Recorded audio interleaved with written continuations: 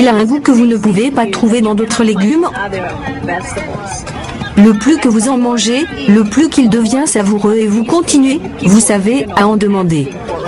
De ce que parle l'agriculteur de Hawaï, n'est pas un légume. Il s'agit d'un arbre, et tandis que Vicky Domingo dit qu'il a une saveur inhabituelle, cet arbre offre plus qu'un goût intrigant pour les papilles.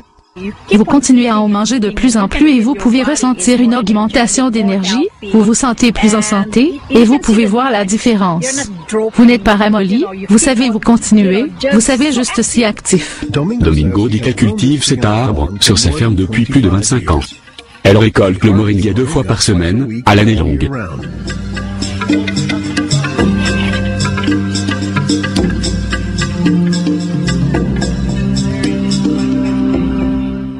Domingo dit que le moringa détient plusieurs qualités nutritionnelles et médicales.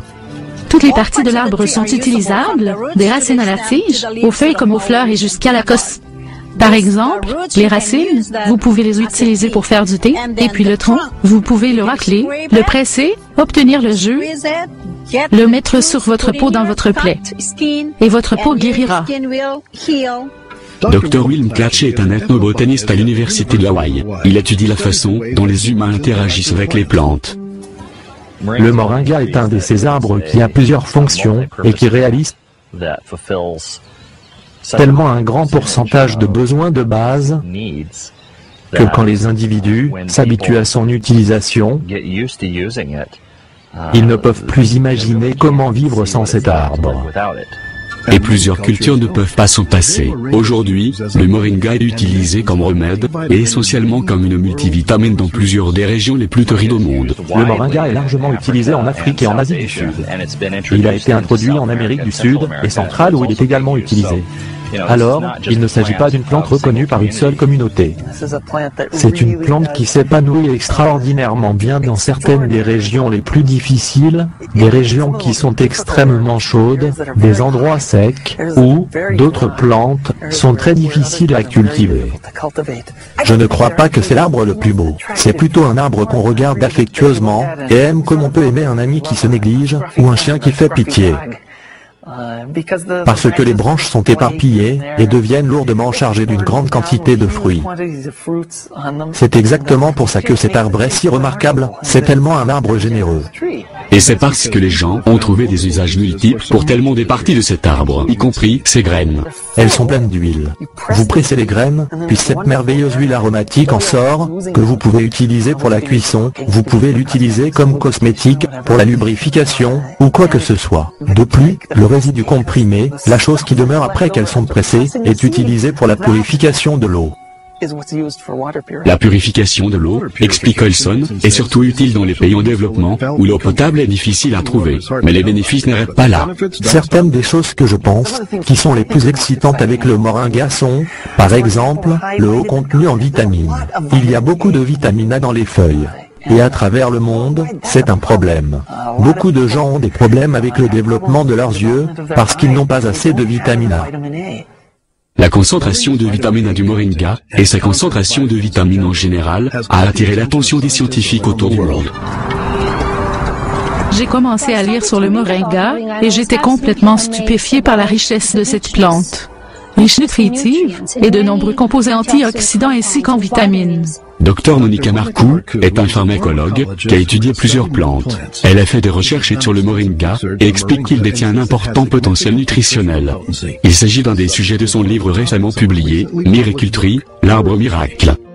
Pour moi, c'était un chemin naturel de mon profil scientifique et mon amour pour les arbres, d'écrire ce livre excitant, ayant comme sujet un des arbres le plus fascinant et extraordinaire au monde. Marcoux passe beaucoup de son temps à regarder des arbres et des plantes, en tant que pharmacologue et en tant qu'artiste.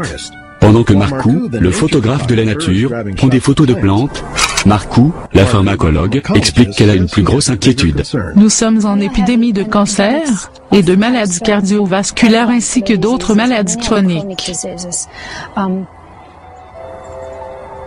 C'est justement parce que nous mangeons mal et nous ne mangeons pas ce que nous sommes supposés de manger. La majorité des plantes sont reconnues pour un élément nutritif en particulier, comme, par exemple, les oranges ou les citrons sont reconnus pour leur haute concentration de vitamine C. D'un autre côté, les épinards, par exemple, sont fameux pour leur contenu en fer. Moringa est très rare, car cette seule plante contient une grande variété de nutriments, mais aussi à des concentrations très élevées. Marco dit que cette concentration en éléments nutritifs, combinée avec la faible teneur en calories et en sodium, fait du moringa un aliment énergétique idéal, ou supplément qui peut aider à compenser la diète occidentale typiquement malsaine. Beaucoup d'Occidentaux sont également déficients en antioxydants, qui sont les substances antivieillissantes, retrouvées surtout dans les plantes. Les antioxydants, tels que décrits par l'Institut national de la santé, protègent les cellules corporelles et peuvent prévenir le cancer. Et Marco ajoute que le moringa est un coffre au trésor d'antioxydants qui travaillent ensemble main dans la main. Les substances et les vitamines antioxydantes travaillent ensemble dans le corps. Par exemple, c'est connu que le sélénium travaille mieux avec la vitamine E, et le moringa contient une haute concentration de sélénium et aussi de la vitamine E. Le moringa est bien connu pour être une bonne source de protéines végétales provenant de feuilles vertes. Et vous ne recevez pas beaucoup de protéines par des aliments d'origine végétale, par des haricots et ce genre de choses. Donc d'obtenir ça à partir des feuilles est vraiment une chose importante. Et bien qu'il existe quelques autres plantes, comme le soja, qui sont riches en protéines, Olson dit que le moringa est spécial. J'ai beaucoup d'allergies alimentaires. Je suis allergique au blé, je suis allergique aux œufs. Le soja a une tendance d'être pas mal allergénique. Il cause facilement des allergies pour plusieurs personnes. Nous croyons que c'est à cause du format de certaines protéines dans le soja.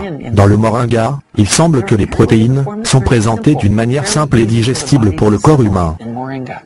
Selon le département de l'agriculture des États-Unis, le moringa contient 18 des 20 acides aminés, les protéines essentielles, retrouvées dans le corps humain.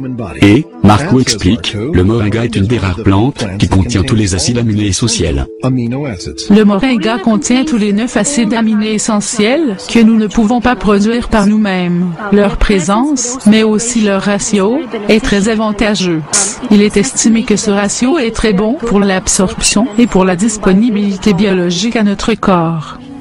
Dans la plupart des régions sous-sahariennes d'Afrique, tout bébé a 20% de chances de mourir avant d'avoir atteint l'âge de 5 ans, et dans certains pays, jusqu'à 40%. Et même ceux qui survivent après l'âge de 5 ans, jusqu'à la moitié ou plus souffriront d'un manque de développement physique et mental causé par la malnutrition. En tant qu'antérieur représentant régional pour Church World Service au Sénégal pendant 16 ans, c'était la mission de Noël Fugli, d'aider les cliniques locales à développer des moyens de sauver les enfants à risque de malnutrition. Alors Fugli s'est mis au travail, en cultivant des arbres moringa, et plus important en éduquant les travailleurs de la santé sur les moyens que le moringa peut réduire la malnutrition. J'ai été formé en 1998, et immédiatement nous avons vu les vertus de l'usage du moringa à cause de sa très haute valeur nutritive, alors nous avons immédiatement débuté à l'utiliser à titre expérimental. Les travailleurs de la santé ont appris à cultiver leurs propres arbres moringa, à sécher les feuilles et à en faire une poudre, tout en gardant tous les nutriments. Les mères allaitantes ont été éduquées à ajouter une cuillère de moringa à leur repas, matin, midi et soir, afin d'augmenter leur production de lait. On leur a dit également d'ajouter le moringa à tous les repas familiaux. Avec le changement des habitudes des personnes, Fugli explique, le résultat était clair, surtout parmi les enfants. Ils vont avoir l'air plus heureux, ils auront plus d'énergie, ils souriront. Et quand ils sont venus à la clinique, faibles, les yeux tombants, sans énergie, à l'intérieur de 3 semaines, vous les voyez plus grands, plus en santé et souriants. Nous avons observé que c'était beaucoup plus efficace que le système que nous utilisions en faisant importer des produits coûteux, tels que le lait en poudre, le sucre et l'huile végétale. Avec le moringa, les personnes peuvent aller en ville pour s'en procurer eux-mêmes. Même des fois sans un sou. Nos diètes sont assez faibles, même si elles s'améliorent. Mais une des raisons pour cette amélioration est parce que nous commençons à adopter de plus en plus ces types de plantes. J'ai été à beaucoup de villages où le seul arbre qui survit et se développe bien est le moringa oléifère, ce qui est vraiment étonnant quand on considère le nombre de choses utiles que l'arbre fournit. Le moringa est en fait Il est très proche d'être une source parfaite d'éléments nutritifs en termes de variété et de concentration. Alors c'est, je pense, tout à fait unique avec cet arbre, Moringa.